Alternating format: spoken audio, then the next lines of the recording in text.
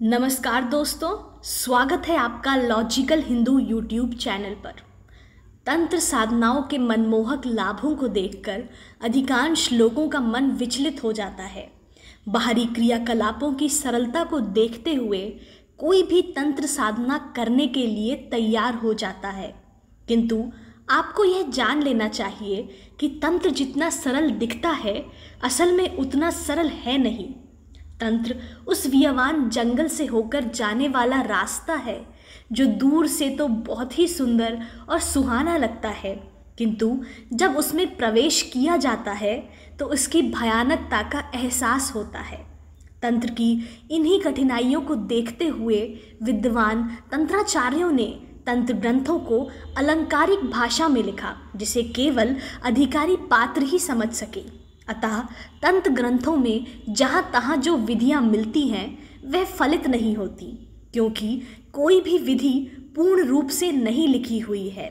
इसलिए तंत्र का महान विज्ञान सालों से गुरु शिष्य परंपरा से अपना अस्तित्व बनाए हुए है।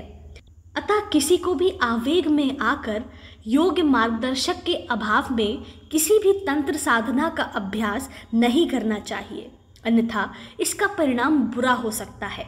कितना बुरा हो सकता है यह आप इस घटना से जान जाएंगे। एक बार मैं अपनी माँ से जादू टोने से संबंधित कोई बात कर रहा था तो उन्होंने बताया कि यह तंत्र मंत्र ठीक नहीं है। मैंने पूछा क्यों ठीक नहीं है, तो माँ ने अपनी बुआ माँ की एक घटना सुनाई।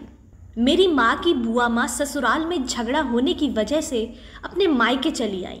मेरे नाना जी सहित 4 भाई थे, किंतु कुछ ही दिनों बाद सभी भाई अलग अलग होने लगे, तो मेरी माँ की बुआ माँ मेरे नाना जी के साथ रहने लगी।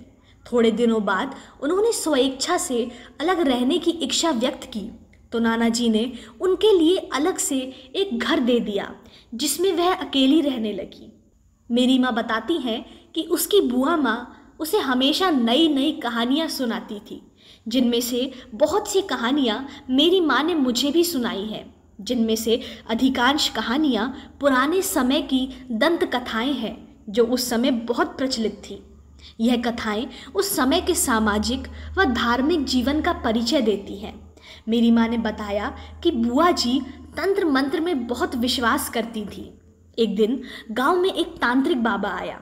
बुआ जी ने उसे भोजन कराया। इसी बीच बुआ जी ने तांत्रिक बाबा से तंत्र मंत्र के रहस्य पूछे, तो उस बाबा ने बुआ जी को मसान के पिशाच की सिद्धि की एक विधि बताई, किंतु बाबा जी ने बुआ जी को स्पष्ट कह दिया था कि यदि मसान के पिशाच को सिद्ध करना है तो मन पर कठोर नियंत्रण होना होगा। साथ ही यदि हो सके तो तंत्र साधना के समय 2 रक्षकों को साथ रखा जाए। बुआ ने पूरी विधि पूछ ली। तांत्रिक बाबा आशीर्वाद देकर चले गए। एक दिन बुआ जी 2 रक्षकों को लेकर निश्चित समय पर शमशान में पहुंच गई। जैसे ही बुआ जी ने तेल का दीपक जलाकर पिशाच का आवाहन किया, तुरंत तेज हवाएं चलने लगीं। बुआ जिन रक्षकों को लेकर गई थी वह भी कमजोर मानसिकता के थे, अतः कांपने लगे, किंतु फिर भी जैसे तैसे डटे रहे।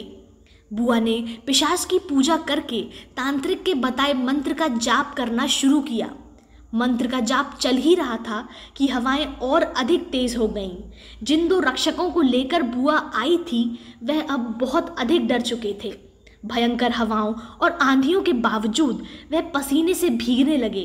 वह निश्चय कर चुके थे कि वह बुढ़िया मरे तो मरे, हम तो चले, और वह वहाँ से भाग लिए। उनके भागने से बुआ के मन में संकोच आ गया। वह बीच साधना में पहुँच चुकी थी, किंतु अपने मन को तैयार नहीं कर पा रही थी। वह स्वयं भी अब बहुत अधिक डर चुकी थी। उन्होंने भी साधना छोड़कर भागने का निश्चय किया, किंतु जैसे ही वह साधना से उठी, शमशान का पिशाच प्रकट हुआ। इसके पश्चात सुबह लोगों ने देखा कि बुआ परलोक सिधार चुकी थी। पिशाच ने उनके साथ क्या किया कोई नहीं जानता, या फिर वह अपने ही डर से काल के गाल में समा गईं। असल में तंत्र इतना सरल नहीं जितना हम लोग समझते हैं। बुआ की पहली गलती थी कि वह बिना खुद को मजबूत बनाए तंत्र साधना के समर में कूद पड़ी। दूसरी गलती थी रक्षकों का गलत चुनाव। असल में रक्षक अगर डरकर नहीं भागते तो कोई कारण नहीं था कि बुआ के मन में संकोच होता। यदि संकोच और डर नहीं होता तो वह साधना भी नहीं छोड़ती और फिर यह सब भी नहीं होता। इसे कहते हैं पात्रता के अभाव में साधना के दुष्परिणाम। तंत्र एक स्वतंत्र विज्ञान है। विज्ञान में विकास और विनाश दोनों का सामर्थ्य होता है। आधुनिक आविष्कार और परमाणु बम जैसे हथियार इसके प्रत्यक्ष उदाहरण हैं। बेशक तंत्र बहुत ही लाभदायक सिद्ध हो सकता है, किंतु उसकी सही विधि व्यवस्था को समझे बिना साधना समर में कूदने का मतलब है मौत को गले लगाना। इसलिए योग के निरापद मार्ग का अवलंबन लीजिए और आध्यात्मिक उन्नति कीजिए। मैं आशा करती हूँ आपको ये वीडियो पसंद आया होगा। हमारे चैनल लॉजिकल हिंदू को सब्सक्राइब करना ना भूलिए। धन्यवाद।